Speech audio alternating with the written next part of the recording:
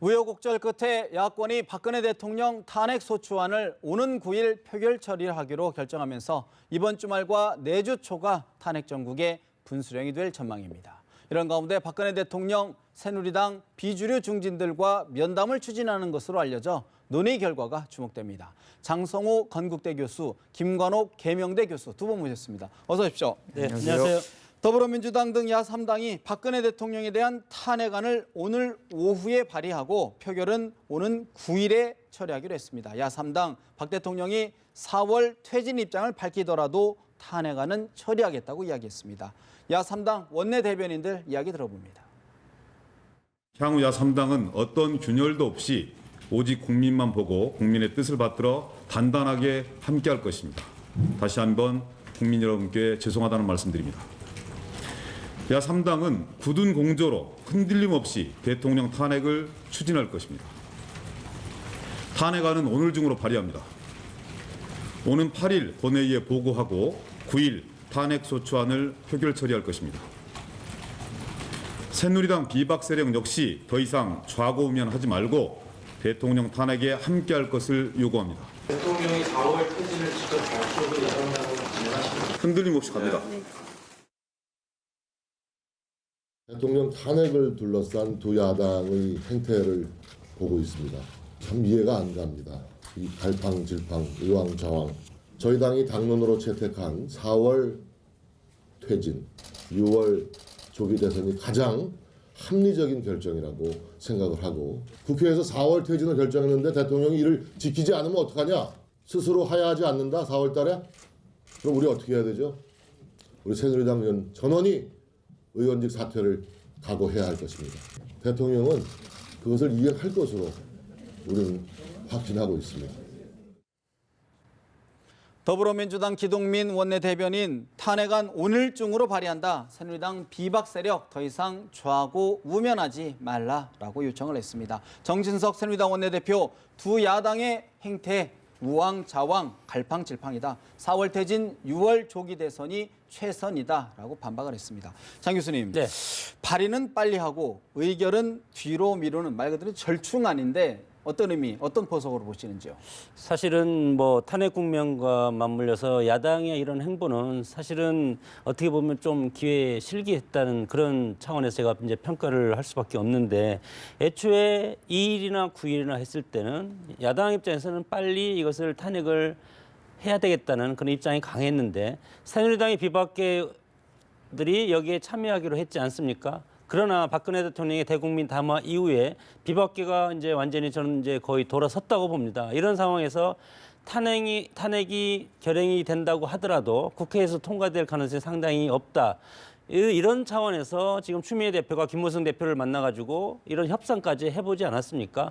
이런 상황에서 야당에서 이것을 어떻게 할 것인가 이렇게 상당히 고민이 많고 이런 어떤 퇴진을 할 수도 없고 그리고 앞으로 진격할 수도 없고 이런 어떻게 보면 어정쩡한 이런 상황에서 야당은 그렇습니다. 어차피 촛불 민심이 있는데 야당으로서 지금까지 보여준 것이 없지 않냐. 그러면 탄핵을 해서 부결이 되더라도 탄핵을 한 다음에 이 탄핵의 실패를 새누리당한테 돌릴 수 있지 않을까 이렇게 생각을 하는 것 같은데 이것도 또한 탄핵이 끝나면 투표가 끝나면 여러 가지 정치적인 혼란이 또 일어납니다. 탄핵이 실패하면 대통령한테 면죄부를 준 것이 아니냐. 왜 실패할 탄핵을 왜 했냐. 이렇게 됐을 때 일정 부분 새누리당한테는 물론 책임이 가겠지만 민주당이라든가 야당한테도 국민적 지탄이 갈 가능성이 상당히 많은 이런 상황 때문에 지금 야당이 어쩔 수 없이 지금 이제 탄핵의 횃불을 들었는데 이것을 9일 날 할지 안 할지 저는 정치적인 후폭풍이 상당히 크리라고 일단 봅니다. 탄핵의 횃불은 들었는데 어떻게 할지 모르기 때문에 지금 중간 절충안이다. 어떻게 보시는지요? 자, 2일, 9일을 한다 그랬어요. 이렇게 한다고 했다가 대통령이 3차 대국민 담화를 하면서부터 이게 상황이 급변하는 거죠. 일정 부분 공세에 이제 다 야당이고 비박이고 다 흔들리게 되는데 사실상 원래 친박과 청와대는 애초부터 이선 후퇴를 야권에서 얘기할 때 사실 탄핵해라 그랬어요.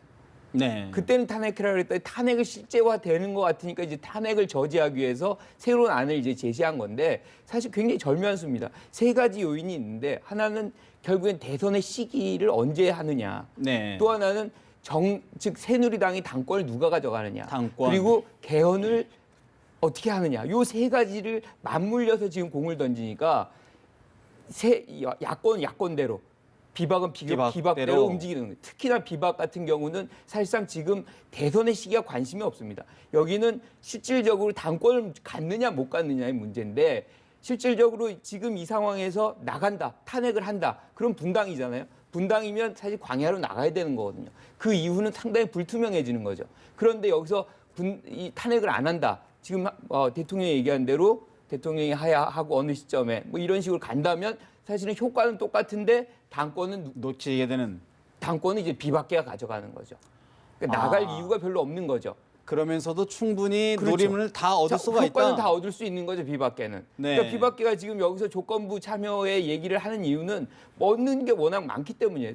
사실상 그런데 문제는 그러면 친박과 예컨대 낀박이라고 부르는 정진석 원내대표는 네. 뭐에 관심이 있느냐. 결국은 대선의 시기거든요. 그러니까 대선의 시기를 6월 달로 늦추는 부분이 가장 중요한 이슈고 그 부분이 사실 우리가 이제 반기문 총장이 올 수 있는 충분한 이제 시간적 여유 그것에 대해서 사실상 빨리 하면 할수록 좋은 문재인 대표에게는 사실상 불이익이 가는 그런 부분들이 이제 뭐 이 추미애 대표가 갑자기 김무성 대표 받을 수도 없는 얘기를 이제 가서 아침에 가가지고 만들어 놓고서 이렇게 우왕좌왕하는 모습이 되고 결국엔 그게 2일로 갔다가 다시 5일로 갔다가 9일로 만드는 이런 네. 장면들이 반복이 되는 것이고 효과적으로는 사실 이 장면에서 가장 위축되는 세력은 사실 개헌파입니다.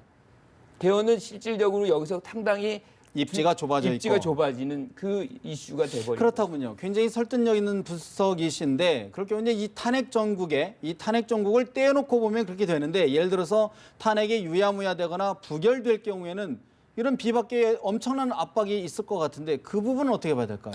그러니까 이제 비박계는 잘 알아야 되는 것이 부결이 되면 사실 탄핵 때까지 탄핵을 안 함으로 해서 비박계의 존재 가치가 친박계한테 있는 거지. 만약에 탄핵에 들어간다. 실제 들어간다. 또는 이겼다 졌다. 그걸 떠나서 버림받을 확률이 굉장히 높다. 이미 정치적 효용성이 떨어지는 떨어지는 거다.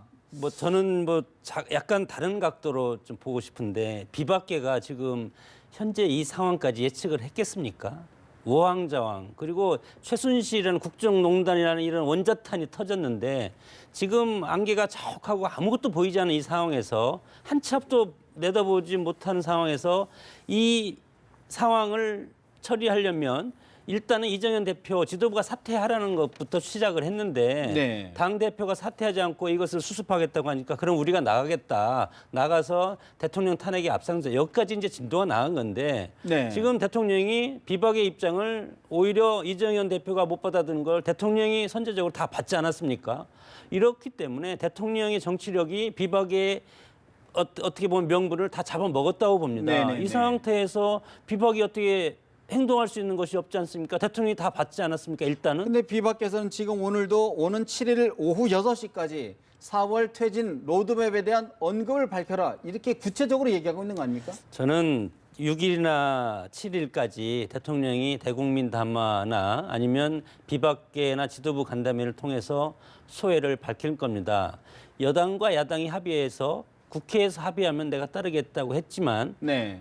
지금은 새누리당의 당원 아닙니까? 그러니까 이것을 국민들을 향해서 던질 수는 없는 겁니다. 왜냐하면 여당과 야당이 합의한 사항이 아니기 때문에 예. 다만 새누리당 지도부와 비박계 전체를 모은 자리에서 좋다. 일단은 그러면 내가 국민들한테는 보고를 못하지만 새누리당이 원하는 대로 내가 4월 말까지 퇴진하는 걸로 하겠다. 네. 그 대신 또 어떤 정치적 카드를 떠낼 수 있냐면 그 대신 야당이 그때까지도 받지 않으면 국민한테 이것을 묻겠다. 네. 그런 국민 투표 카드를 들고 나올 가능성도 상당히 많습니다. 국민 투표 카드까지 그렇게 받겠다. 되면 야당 새누리당 입장에서는 탄핵에 국민에 들어갈 수 있겠습니까? 대통령이 원해서 야당이 끝까지 이것을 거부하면 제도권 정지 거부하면 국민 투표로밖에 할 수 없지 않냐. 그래서 4월 국민 투표에서 국민들이 4월 퇴진을 결정해 주면 네. 나는 즉각 사퇴하고 그다음에 정치권에 공을 넘기겠다. 이런 카드를 들고 나올 가능성이 상당히 당장 많습니다. 박근혜 대통령이 이런 비박계의 요구를 화답을 할지 여부도 좀 불투명해 보이는데. 할 가능성도 있다고 봅니다. 그런데 이제 야권은 사실상 국회에서 이제 결정하라고 얘기를 했는데 사실 그 말부터가 이제 잘못된 거죠. 사실은 하야를 하거나 뭐 이거 본인이 결행을 해야 되는 이슈지 이게 뭐 국회가 그런 권한은 뭐 헌법에도 없고 아무데도 없는 거예요. 그런데 어찌 됐든 그런 상황이고. 그런 상황이고 국회가 그걸 결정할 수도 없다. 특히나 야권은 그걸 받을 수가 없다. 왜냐하면 지금 촛불 민심이 굉장히 팽배하고 여론조사상으로 보면 75% 이상이 사실상 탄핵을 지금 하라는 얘기거든요. 네. 그러니까 이런 민심 앞에서 야권이 타협을 하거나 주저주저 할 경우에 실질적인 어떤 타격은 네. 야권이 받을 수밖에 받을 수가 없다. 그래서 실질적으로 나중에 이런 문제가 이제 부결이 되거나 어떤 문제점이 발생을 하게 되면 국민들의 촛불 시위가 광화문이 아니라 사실 여의도로 갈 여의도로 겁니다. 할 것이다. 대통령 입장에서는 여론조사로 탄핵을 결정할 수가 있겠습니까? 국민투표를 할 수 있는 시간이 없기 때문에 네. 그러면 국민의 대표기관인 국회에서 1차적으로 여론이라도 해서 그래 어떻게 해라 결정을 해주면 네. 결단은 본인이 하겠다는 거죠. 국회에서 결정을 왜 대통령이 따를 의무는 없습니다. 그것은 국회의 아니고. 대표, 국민 대표성도 국민의 있다. 그런 대표성을 말씀이신데. 인정을 해서 네. 하게 되면 그 뜻에 따르겠다는 거지. 네. 뭐 헌법적인 질서는 없는 겁니다. 그건. 사실 이제 비박계가 이번 전국에 상당히 다음 주 한 주에 상당한 전국에 키를 쥐고 있는데 유승민 의원과 황영철 의원의 이야기를 잠시 들어보고 추가 질문 좀 드리겠습니다. 대통령께서 자진 사임 날짜를 밝히고 이선후퇴 의지, 즉각 이선후퇴 의지를 밝히면 그러면 제가 보기에는 야당이 탄핵을 계속 추진할 동력이 좀 떨어지고 협상을 저는 해야 된다고 봅니다. 퇴진 시점을 밝혀도 여야 협상이 안 되면 그러면 그 탄핵 표결에 들어가는 부분에 대해서 비상시국 회의 사람들은 의견이 좀 엇갈려요. 지금 뭐 탄핵에 다 들어간다, 뭐 아니면 다 안 들어간다 이렇게 결론 난 건 없습니다. 예. 어저께 야당이 탄핵 소추안의 국회 상정 일자에 대한 많은 혼란이 있었던 것 같습니다. 예정대로 저희들이 제안한 대로 9일 날 탄핵 소추안 상정 일정을 잡고 7일까지 최선을 다해서 국회의 합의안을 만들어내기 위한 노력을 해야 된다라고 강력하게 요구합니다. 새누리당 유승민 의원 탄핵 표결에 들어가는 부분에 대해서는 새누리당 비상시국회의 사람들의 의견이 엇갈린다. 황영철 의원 국회 상정 일자에 대한 혼란이 있었다. 하지만 7일까지 최선을 다해 협의를 해야 된다라고 이야기를 했습니다. 김 교수님, 조금 전에 분석에 따르면 이제 비박계 입장으로서는 굉장히 좀 좋은 상황이다. 여건이 좋은 상황이다. 그런데 왜 구체적으로 시점을 밝혀가면서 그런 대통령에게 제안을 하는 걸까요? 제 생각은 그렇습니다. 이 비박계의 가장 큰 관심은 사실 분당을 하느냐, 당권을 갖느냐. 즉 어떻게 하면 당을 분당을 안 가져가는 것이 다음 선거는 계속 진행이 있기 돼야 때문에. 되는 것이죠. 그런데 여기서 이제 분당이 된다 그러면 사실상 보수 세력은 깨지는 것이고 차후에 다당제 상황에서 보수 세력이 재건이라는 게 쉽지는 않거든요. 특히나 이제 친박 같은 경우도 마찬가지입니다. 네. 같은 이해관계가 있어요. 지금 실질적으로 이제 분당이 안 된다면 전면의 비박계가 내석이 되고 친박계는 뒤로 숨어서 다음 기회를 노릴 수 있는 부분이 있거든요. 그러니까 네. 서로가 서로에게 뭔가 필요성이 좀 아직 있는 겁니다. 특히나 비박계는 제일 중요한 부분은 여기서 분당이 탄핵을 할 경우에 어떤 형태로든 분당이 될 수밖에 없는 거죠. 분당이 될 경우에는 사실상 미래의 어떤 정치를 담보하기 굉장히 도모하기가 어렵다. 어려운 상황인 것이죠. 그런 상황에서 그러면 예를 들어서 시점을 자꾸 대통령에게 밝혀라고 하는 이유는 뭡니까 그러면? 명분이죠. 결국에 이제 탄핵을 늦출 수 있는 명분이 이제 그러니까 탄핵을 지금 당장 하려고 그러면 보수 세력에서 이게 기회도 안 주고 나가라. 어떻게 해서 바로 이렇게 밀어내느냐. 이게 양비론으로 갈 수가 있거든요. 그래서 충분히 기회를 모두 준 다음에도 그때까지 대통령이 받지 않으면 이건 우리가 선택한 것이 아니라 만큼 강요받는 것이 할 만큼 했다. 뭐 이런 명분을 얻고자 하는 취지 아닌가 생각합니다. 어떻게 보십니까? 박 대통령 그런 명분의 어떤 얘기, 제스처, 어떤 화답을 할까요? 어떻게 뭐 전망하시는지요? 정치력 싸움인 것 같은데요. 특검을 하면 결과는 내년 11월에 나옵니다. 대통령 선거는 12월이죠.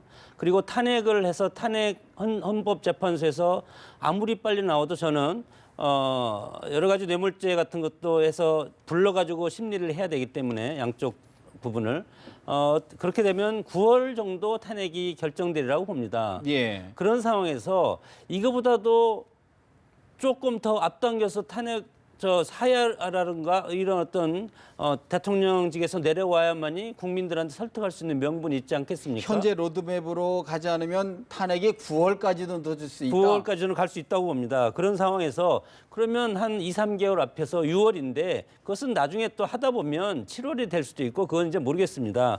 그런 상황이고 일단은 탄핵보다는 시점이 앞서서 대통령이 내려야 될 것 같고 이 상황에서 새누리당이 살 길은 네. 대통령을 밟고 가지 않으면 새누리당이 살 수 있는 길이 없습니다. 그래서 지금 새누리당과 청와대 입장에서는 지금 안개가 걷히고 이제 앞이 보이는 형국이다.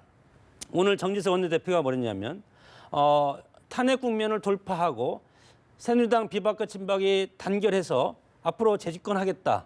이런 말을 했습니다. 이런 것은 이제는 탄핵 국면이 9일 앞으로 왔지만 이제는 비박과 친박이 이정현 대표가 물러나면서 네. 그리고 이제 비대위원장이나 누가 뭐 들어오지 않겠습니까? 예. 이러면서 반등의 기회, 그 반등의 기회의 어떤 모멘텀은 대통령을 밟고 갈 수밖에 없습니다. 그러면서 찾을 것이다. 그런데 오늘 지금 새누리당 이른바 중진협의체에서 비대위원장 후보로 김영호, 박관용, 정의화 전 국회의장 또 조순영 전 새천년민주당 대표 총 4명을 추천했는데 네. 어떤 의미가 있을까요? 네 분 이제 김영호, 박관용, 정의화 이 세 의장. 분은 친박과 비박에서 양쪽으로 갈라져서 하여튼 어느 쪽에서 이제 호불호가 있는 분들이라고 저는 생각을 해서 지금 이 위기 상황에서 당 출신이 비대위원장을 맡는 것은 국민들로부터 설득이 없다고 봅니다. 그래서 4명을 추천했다면 저는 조순영 전 대표, 민주당? 새천년민주당 대표고 새천년민주당 대표 당시에 탄핵을 주도했었습니다. 노무현 대통령의 탄핵을 주도해서 그때 당시에 대표직을 사퇴하고 탄핵 이후에 대표직을 사퇴하고 대구 출마를 선언한 분이 조순영 전 대표고 그 후임으로 추미애 대표가 그때 당시에 새천년민주당 대표를 맡아서 4.13 총선을 진두지휘한 그런 경우가 예. 있는데 이런 상황에서 봤을 때 저는 이 네 분 중에서는 조순영 대표가 네. 새누리당의 비대위원장으로 하면은 그래도 새누리당이 국민들로부터 새로운 어떤 분위기를 이렇게 좀 느낄 수 있는 그런 네. 비대위원장 역할을 하지 않을까 그렇게 봅니다. 아까 우리 김 교수님은 이제 여러 가지 의도 중에서 비박계 의도가 이제 당권을 찾기 위한 거다라고 분석을 해주셨는데 이 4분 중에서 어느 분이 그런 역할을 할 수 있으실까요? 어떻게 보시는지요? 뭐 여기 지금 보면 대부분이 이제 비주류 성향이 강한 강하죠. 분들. 친박은 거의 없습니다. 예, 그런데 예. 이제 중요한 거는 사실 이것은 지금 정진석 대표 얘기도 그렇고 이 절차도 그렇고 이 모든 것이 굉장히 잘 굴러가는 계획대로 모든 것이 잘 굴러갈 때 나타난 현상이지 이게 탄핵의 어떤 장면 다음 주에 긴박한 장면에서 탄핵 과정으로 들어가 버리면 네. 사실상 이런 노력이라는 것이 무산될 가능성이 매우 높습니다. 매우 높다. 자, 사실 이제 예측하기가 어려운데요. 예측하기 어려운데 여러 가지 지금 비박계의 상황이 흔들리고 있는 거는 상황이 맞습니다. 또 야당도 지금 막 좌우 지금 흔들리고 있는 상황인데 김 교수님 관측하시기에 다음 주 9일 탄핵 표결 상황 어떻게 전망하시는지요? 탄핵의 가능성이 전 높다고 생각합니다. 이게 기본적으로 이제 야권은 오늘부로 이제 며칠 동안의 어떤 혼란 이것을 조정 안 하면 이제 공멸이라는 걸 분명히 알고 있거든요. 그리고 사실상 이거의 시작은 언론이 시작해서 국민이 주도한 겁니다. 정치권이 올라탄 거예요. 근데 야권이 자기들이 뭔가 할 수 있는 것처럼 움직였다는 것 자체가 오류인데 네. 사실 이걸 깨달은 거죠. 그러니까 이제 물줄기를 그대로 타고 갈 수밖에 없는 살려면 그런 방법인 거고 결국에는 아까도 말씀드렸다시피 비주류의 선택인데 비박들의 선택인데 비박의 선택도 결국에는 거기서 벗어날 수가 없다. 그러니까 탄핵의 과정 속에서 이것을 넘겨갔을 때에는 사실상 뭐 원점에서 완전히 이제 탄핵이 반대가 되는 거 아닙니까? 그렇죠. 그럼 그 다음부터는 사실 모든 주도권은 청와대와 친박 친박이 중심으로 갈 수밖에 없는 없다. 것이고 비박은 더 이상 효용 가치가 없는 없다. 것이죠. 그렇다 그러면 대통령에게 시점을 잡고 요구하는 것은 결국은 명분을 쌓기 위한 제스처다 이렇게 보시는 건데 어떻게 전망하시는지요? 특검도 이미 시작됐지 않습니까? 그리고 대통령의 특검도 임명했고 특검 조사를 철저히 받고 대면 조사까지 하겠다. 그리고 대통령이 임기 단축을 하고 임기 단축 뭐 퇴진론이라고 해서 네. 여러 가지 이제 상상력을 발동을 하지만 대통령이 모든 것을 내려놓겠다고 했기 때문에 비박계는 동요하고 아무리 많이 투표에 가서 찬성표를 던지는 비박계는 저는 20명을 넘지 않을 것이다 않을 이렇게 것이다. 봅니다. 그럼 야당에서 171석 그리고 지금 뭐 지난번에 우리 탈당한 두 분 하면 172석 3석인데 그중에서 야당에서도 한 5석 정도는 투표로 못 갈 가능성도 있지 않습니까? 여러 가지 사정이 급박한 사정이 생기면 이런 상황에서 과연 이것이 통과될 가능성이 상당히 그렇다 많을까? 그러면 저는 상당히 어려운 그렇다고 탄핵 그러면 투표라고 봅니다. 내년 4월 말 퇴진, 6월 조기 총선 대선에 대한 여야의 합의가 도출될 거라고 전망하시는지요? 야당이 애초에 저는 추미애 대표와 대통령과의 면담 신청했을 때 그것을 했어야 된다고 봅니다. 그것이 결과가 있든 없든 네. 이런 국민들은 물론 지금 최순실 국정농단 사태에 대해서 국민들이 엄청 흥분하고 정말 자존심이 상한 이런 상황이지만 국민들의 민심과 촛불은 촛불대로 가고 그리고 이것을 정치인들은 그래도 제도권 정치를 살려야만이 대화하는 모습도 보이고 이것을 국회에서 여당과 야당이 머리를 맞대고 이 위기를 극복할 수 있는 대안을 대통령이 안을 던졌으면 그거에 대해서 서로 협의하는 모습은 보여야 되지 않겠습니까? 네. 이런 상황에서 이것이 야당이 지금 탄핵에 돌입을 하면 나중에 또 대화를 하고 싶어도 이미 대통령은 이것을 또 거둬들일 그런 가능성이 필요성은 있습니다. 인정하는데 실제로 그것이 가능할까라고 보시는지요? 어떻게 보시는지요? 야당이 나중에 가서 그 필요성을 느끼겠지만 그때는 이미 늦었다고 봅니다. 늦었다. 탄핵이 9일이 지나면 네. 대통령도 이거에 대해서 더 이상 하지 않을 거고 그렇게 되면 야당은 야당대로 새로운 또 돌파구를 찾아야 되지 않겠습니까? 촛불과 같이 해서 반정부 투쟁만 하겠습니까? 그런 것보다도 네. 대안을 만들어서 혼란을 질서로 전환시키는 것이 우리 정치의 역할이라고 봅니다. 김 교수님 어떻게 보십니까? 가능성에 대해서. 예컨대 이제 뭐 진정성이 어느 정도 담보되느냐의 문제인데 사실은 지금 굉장히 공세적이거든요. 이런 것이 청와대와 친박계에. 그렇죠. 이것이 실질적으로 하야를 하고 어떤 질서 있는 어떤 퇴진을 하려고 하는 그런 모습이냐는 것에 대해서 사실 야권은 굉장한 의심을 갖고 있습니다. 그러니까 그 부분에서 믿음이 없기 때문에 결국에는 4월 말 뭐 6월 대선 이런 것들이 아주 뭐 지금 어떤 형태는 법적인 어떤 강제력은 없는 거예요. 그러니까 그 순간에 가서 못하겠다 그러면 또 뒤집을 수 못하는 있다. 거거든요. 그러니까 이런 부분들이 지금 굉장히 공세적으로 또 계속해서 어떤 1, 2차 담화의 어떤 부분들이 좀 오류로 거짓말로 나타났던 부분도 있는 부분들이 있으니까 의심이 이제 팽배하거든요. 그러니까 신뢰가 없는 상황에서 받을 가능성은 저는 매우 낮다라고. 매우 희박하다. 다른 얘기를 좀 한번 해볼까요? 사실 이제 탄핵에 놓고 찬반 뭐 여러 의견이 분출하는 가운데 더불어민주당 표창원 의원이 탄핵 반대 의원 명단을 SNS에 공개가 해서 참 여러 논란을 낳고 있습니다. 모습을 좀 잠깐 국회 국정조사 현장에서 좀 다퉜던 모습 좀 보실까요? 그렇게 예의도 없이 하고 싶은 말 마음대로 퍼놓고 그냥 가는 게 예의입니까? 이게 의원에 대한 예의예요? 예? 그건 예의십니까, 예? 지금? 예의냐고 하시라고요. 예의가 먼저 차리세요. 오케이. 예의를 강화해놓고 봅시다. 할 짓을 해야지 말이야. 뭐? 장재원, 왜 표창원?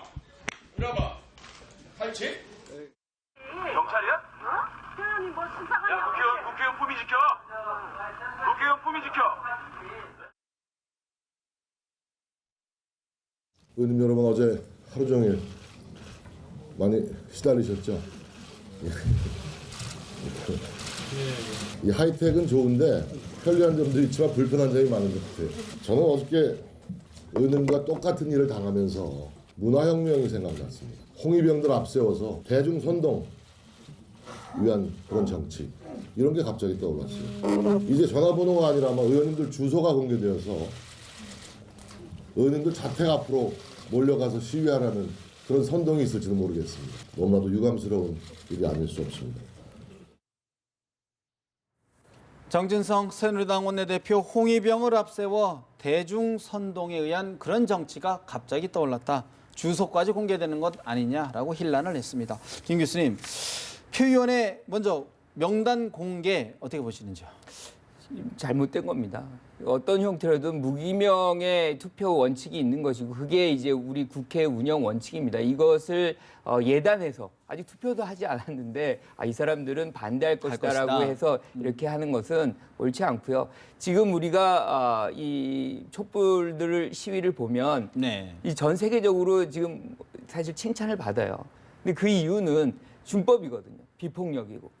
그래서 어떤 형태로든 누가 뭐 어떤 감정이 굉장히 쌓이는 건 이해하지만 문제는 원칙을 지키는 것이 중요하고 특히나 국회의원이고 하기 때문에 더욱 이제 그래야 되는 역할이 있는 것이고요. 또 한 가지가 이제 지금 정진석 대표 얘기가 이제 뭐 네. 핸드폰 번호가 유출됐다 뭐 이런 얘기를 하는데 사실 이것도 잘못된 거예요. 이 개인 정보가 이제 나간 거기 때문에 잘못된 건데 사실 우리가 이제 국회의원 선거 때 보면 네. 무수히 들어옵니다. 제가 뭐 알려주지도 않았어요. 그런데도 뭐 무수히 들어와요. 그럼 그 사람들은 또 어떻게 해서 알았느냐? 우리 전화번호를 알았는지. 그러니까 이런 부분들이 사실상 많이 돌고 있는 건 마찬가지지만 어떤 형태로든 사실은 남의 기밀, 정보를 활용해서는 안 되는 것이고 또 한 가지가 뭐냐면 사실 이거는 굉장히 중요한 정치 참여입니다. 그러니까 사실 하려면 예컨대 지금 공개된 전화번호들이 있거든요. 네네. 의원회관 사무실이라든가 이메일, 네네네. 그다음에 팩스. 사실 미국은 수도 없이 보내요. 이게 아주 전형적인 정치 참여 형태고 그걸 통해서 압박을 가합니다. 왜냐하면 이게 압박이란 것도 굉장히 의견을 중요한 예. 그렇죠. 정치 참여이기 때문에. 그래서 사실상 지금 탄핵의 문제에서 국민들이 정치 참여를 하고 싶으면 공개된 정보를 갖고서 충분히. 하면 됩니다. 그러면 사실상 그 부분이 오히려 더 효과가 클 수도 있습니다. SNS에 올리는 것보다는 더 적극적인 의사 표현이 SNS도 공개된 거기 때문에 가능한 거죠. 거고요. 정진석 원내대표가 사실은 이제 홍위병이 의한 대중 선동 정치가 떠올린다 이런 말까지 했는데 이런 부분은 어떻게 보시는지요? 뭐 한쪽에서 강하게 나오니까 여기서도 강한 무기로서 또 받아쳐야 되는 것이 이제 우리 국회의 모습 아닙니까? 양쪽 다 어떻게 비위의 문제는 있다고 봅니다. 헌법 정신에 보면 표현의 자유도 있고 국민의 알 권리도 있는데 국회의원의 입장은 표현의 자유가 먼저일까 아니면 알 권리가 먼저일까? 그보다 큰 것은 저는 인권이라고 봅니다. 네. 이런 상황에서 봤을 때 우리 헌법에 있어서 지금 대통령의 탄핵에 대해서 무기명 비밀 투표로 한다는 것은 국회의원 개개인이 어떤 그 국가의 어떤 지지 계층이 50대 50으로 나뉘어 있다고 했을 때 엄청나게 많은 지지층을 확보하고 있다 이런 전제로 해서 네. 어떤 특정안에 찬성을 하면 반대 50%가 이분을 적으로 생각하지 않겠습니까? 이런 헌법 정신을 왜 국회의원이 모르나? 초선이라서 알겠습니다. 모를지도 모르지만 네. 어떻게 보면 정진석 원내대표의 홍위병 발언은 그런 뜻으로 얘기했을 겁니다. 아마 군중 심리에 편승한 하지 마라. 인격 살인이다. 알겠습니다. 그러니까 국회의 어떤 그런 품격을 지켜서 그렇게 하는 것이 좋지. 우리가 대통령 탄핵을 놓고 자유롭게 투표하고 그거의 결정에 따르면 되는 거지. 왜 이것을 국민들한테 이렇게 하소연해서 그런 모습을 보이냐. 그런 취지 아니겠습니까? 고참 선배 의원으로서의 충고다 이렇게 듣겠습니다.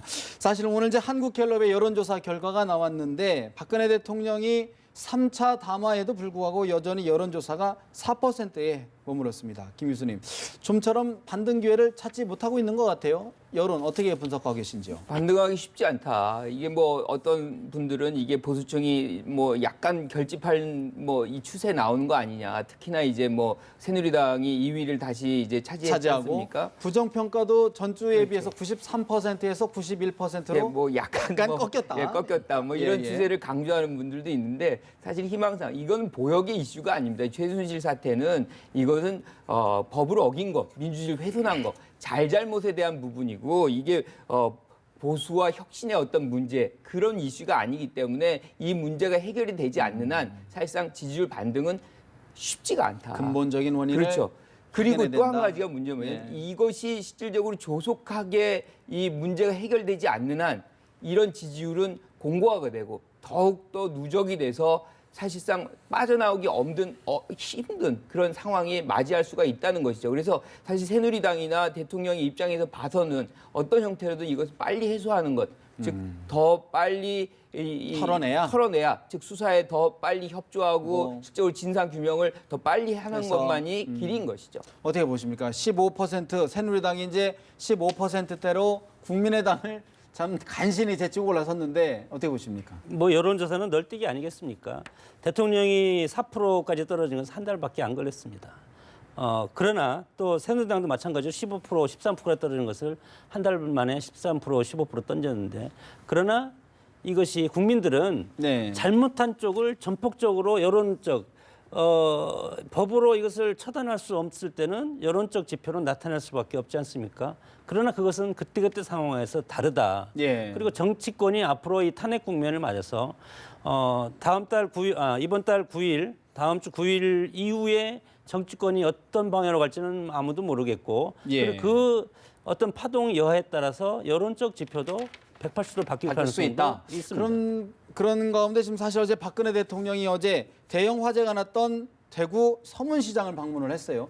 이 여론조사 결과에는 어제 방문한 그 결과가 이제 포함이 안 된 것 같은데 그런 부분들이 지금 여론 결집의 어떤 동기, 맥락이 될까요? 어떻게 보십니까? 대통령은 일단 정치인이고 그 18년 동안 정치하지 않았습니까? 그리고 한 인간의 개인입니다.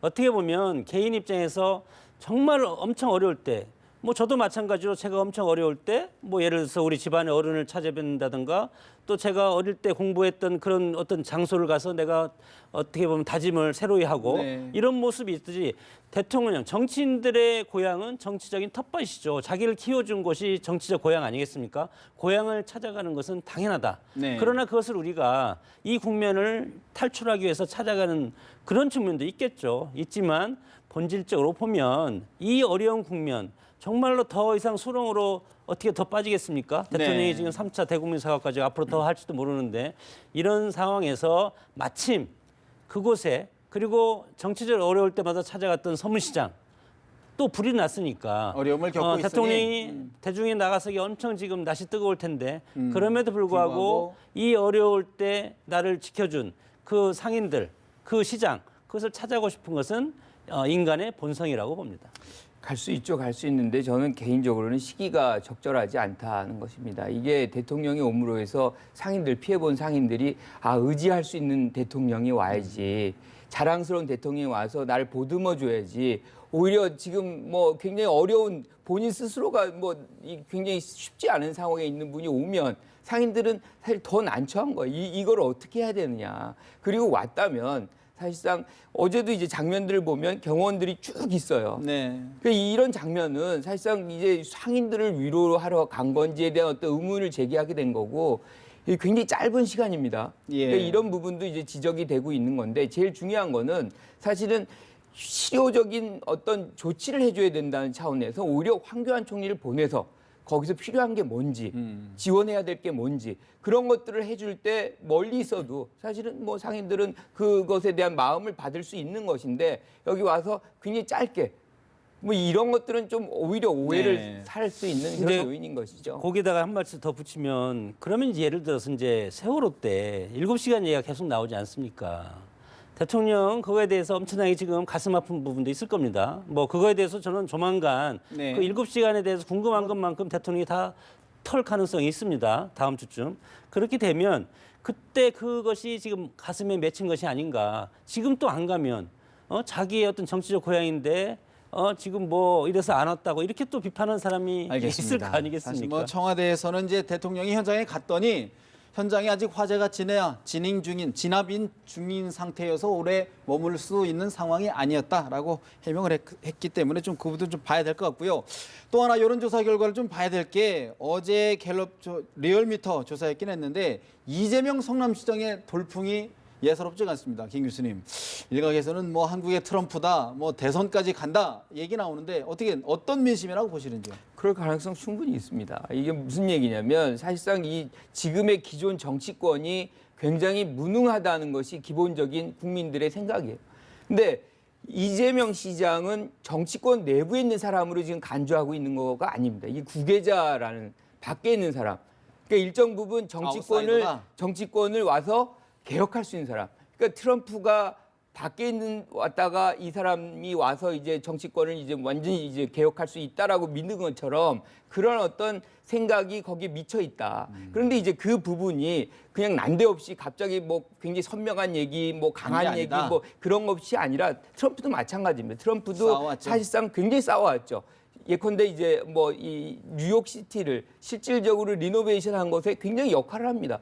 여기도 마찬가지. 이재명 시장도 성남시의 어떤 복지 체계라든가 뭐 사실상 상당한 그 성과를 보이고 있는 것이 나와 있는 것이거든요. 그런 부분들이 지금의 어떤 이 일정 부분 여론조사의 상승 곡선에 뒷받침이 깔려 있는 것이지 그냥 뭐 난데없이 나타나는 근본 없는 후보가 아니다. 어떻게 보시는지요, 장 뭐 교수님은? 적극적인 지지층에서는 그럴 수가 있지만 우리의 어떤 대권 주자를 키우는 그동안의 과정을 보면 오랫동안 국민들이 봐온 사람을 국민들이 선택을 했습니다. 지금 성남시장 된 지 얼마 안 되셨고 그리고 일단 당의 후보 먼저 돼야 되지 않겠습니까? 일단 조직적인 측면이 부족하다. 어떻게 보면 지역적 기반 그리고 국회에서 의원 수 그리고 또 어떤 정당의 어떤 지지 이런 것들을 봤을 때는 아직은 정당에서 어떤 지도자로서 자리매김한 아직은 한계가 있다고 봅니다. 다만 이것이 본인의 뭐 여러 가지 주변적인 상황도 정리될 필요도 있고 네. 그런 것을 정리된다 하더라도 국가 지도자로서 국민들한테 모든 것을 이제 투명하게 벌거벗고 앞으로 나가는 모습을 보여줘야 되는데 아직까지 거기까지는 가지 못하지 역시 않나. 검증의 문제가 남아 있다. 뭐 차착이라고 봅니다 저는. 차착이다. 네. 그런데 오늘 또 한 신문을 보니까 이재명 시장의 친형이 또 박사모 성남 지부장이다. 이런 부분들은 참 어떻게 물론 가족이기 때문에 정치적 성향이 같을 수는 없지 뭐 같다고 볼 수는 없지만 어떻게 봐야 될까요? 뭐 누구나 가족사가 있는 거죠. 그런데 이제 들여다 보면 이제 한번 볼 기회가 있어서 들여다 보니까 가족사의 어떤 관계들이 있더라고요. 이제 그런 맥락에서 이제 다른 부분에 이제 가 있는 대척점에 있는 그리고 이제 동생의 어떤 길을 오히려 막겠다. 뭐 이런 것을 선언하는데 사실 우리 한국적 정서로 보면 상당히 좀 부담스러운 장면이 아닌가 알겠습니다. 싶습니다. 그렇게 넘어가고요. 사실은 반기문 유엔 사무총장도 얘기를 해봐야 될 것 같아요. 이제는 이제 국내 복귀 시점이 이제 한 달여 앞으로 좀 다가온 것 같은데 장 교수님, 네. 정진석 원내대표를 반기문 유엔 김원수 유엔 사무차장이 만났다. 그런데 더 이상 반기문 대세론은 없다. 이런 얘기를 했다는 거죠. 어떻게 들으셨습니까? 지금 대세론이 나오면 꺾일 가능성이 상당히 많습니다. 허실실전법입니다. 지금 새누리당에서 반기문 총장만큼 경쟁 있는 후보가 나올 수가 없다고 봅니다. 지금 상황에서 전혀 새로운 사람을 띄우기가 상당히 어려운 지금 처지가 됐고 네. 새누리당이 재집권을 할 가능성이 커지려면 대통령을 바꿔 올라갈 수밖에 없는데 네. 그것은 대통령의 임기 단축밖에 없습니다. 임기 단축에서 모든 것은 내가 안고 가겠다. 그래서 4월 가서 6월 대선 그것이 사는 상당히 실질적인 그런 어떤 파괴력이라든가 실현 가능성이 상당히 많고 그거와 연장선상에서 보면 반기문 총장이 물론 원오브 댐이지만 네. 그럼에도 불구하고 원오브 댐이 여러 명이 경쟁을 해서 나중에 페이스메이커에서 하나 둘씩 떨어지고 마지막에 결정적으로 해서 그 당선되는 그 시너지 효과로 해서 5% 차이로 이길 수 있다. 5% 차이로 아니면 뭐 이길 수 있다는 것이 아니고요. 네. 어느 야당이든 여당이든 여당이든. 문재인 대표든 반기문 총장이든 누구든지 5% 정도 차이로 대선에서 승부가 날 가능성이 상당히 많습니다. 또 예측치를까지 내주셨는데 사실은 뭐 저는 정진석 대표가 반기문 총장한테 상당히 애정이 있다는 느낌을 받았어요. 이게 뭐냐면 꽃가마 탈 생각하지 말라는 얘기거든요. 이제 상황이 달라졌다. 그러니까 실질적으로 지금 남은 기간 동안에 돌아올 귀국하기 전까지 주요 현안들에 대해서 공부 많이 하고 와라. 지금 시간이 그리고 별로 없다. 그러니까 실질적으로 상당한 준비를 오기 전까지 해야만 와서 경쟁력이 발생할 수 있으니 유념해라. 뭐 이런 사랑의 얘기. 매다 이런 말씀이신데 짧게 한 가지만 질문을 드릴게요. 사실 이제 내일이 촛불 6차 촛불 집회가 예정이 돼 있는데 다음 주 굉장히 격동의 한 주가 될 것 같은데 어떤 민심 어떻게 전망을 좀 해주시죠. 뭐 청와대나 새누리당이나 야당이나 민주당이나 뭐 그리고 각 대선 주자나 국민들의 촛불 민심은 이미 충분히 다 가슴속에 촛불을 집어넣어놨다고 봅니다. 그래서 우리 이제 국민들 입장에서는 이 촛불의 민심을 제도권에서 잘 살려가지고 네. 이것이 다시 꺼지면 않지 않겠습니까? 잘 살리도록 뒤에서 성원하는 그런 모습이 필요하다고 봅니다. 촛불의 민심은 명확합니다. 그래서 명확하기 때문에 이것이 제도권에 수용이 안 될 때에는 상당히 심각해질 수 있는 부분이 있죠. 그래서 사실은 정치권이 지금 우왕좌왕할 때가 아니고 이 민심을 잘 수렴하는 과정을 거쳐 나가야 될 것입니다. 알겠습니다. 최순실 파문의 박영수 특검 7시간, 세월호 7시간 의혹 밝히겠다. 최태민 일가의 의혹도 관련이 있다면 들여다보겠다고 얘기했습니다. 주시하겠습니다. 두 분 말씀 오늘 여기서 주셔야 될 것 같습니다. 장성호 건국대 교수, 김관호 계명대 교수 두 분과 함께 정치대담 나눠봤습니다. 두 분 말씀 고맙습니다.